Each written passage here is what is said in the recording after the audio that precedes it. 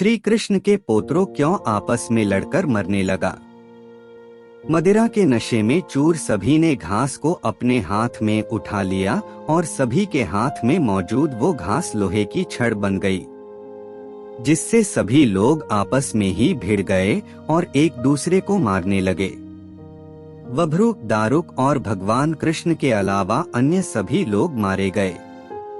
मौसल पर्व 18 पर्वों में और 8 अध्यायों का संकलन मिलता है। इस पर्व में भगवान कृष्ण के मानव रूप को छोड़ना और उनकी मृत्यु के पश्चात उनकी नगरी द्वारका के साथ घटी घटना का वर्णन है।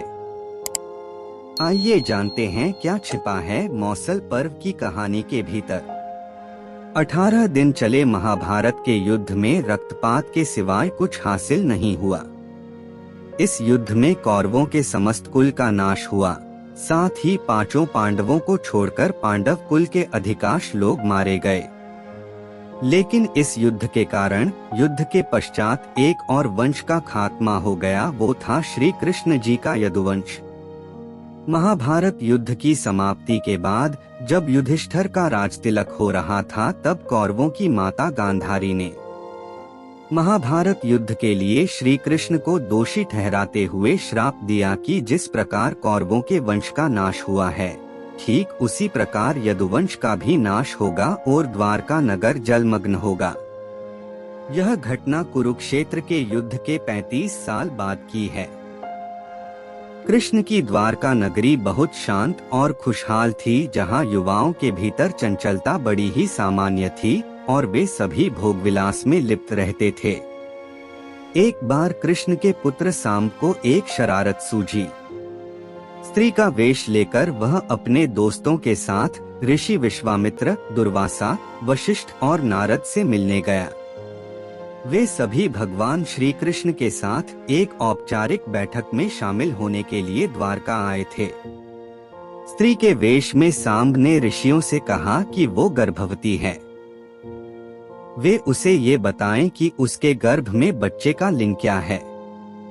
उनमें से एक ऋषि ने इस खेल को समझ लिया और क्रोधित होकर सांब को श्राप दिया कि वो लोहे के तीर को जन्म देगा, जिससे उनके कुल और साम्राज्य का विनाश होगा। सांब ने ये सारी घटना उग्रसेन को बताई। उग्रसेन ने सांब से कहा कि वे तांबे के तीर का चूर्ण बनाकर प्रभास नदी में प्रवाहित कर दे, इस तरह उन्हें उस श्राप से छुटकारा मिल जाएगा। सांबा ने सब कुछ उग्रसेन के कहे अनुसार ही किया।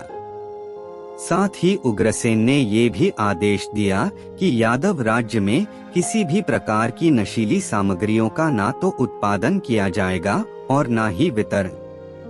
इस घटना के बाद द्वारका के लोगों ने विभिन्न अशुभ संकेतों का अनुभव किया। सुदर्शन चक्र, कृष्ण के शंख, उनके रथ और बलराम के हल का अदृश्य हो गया।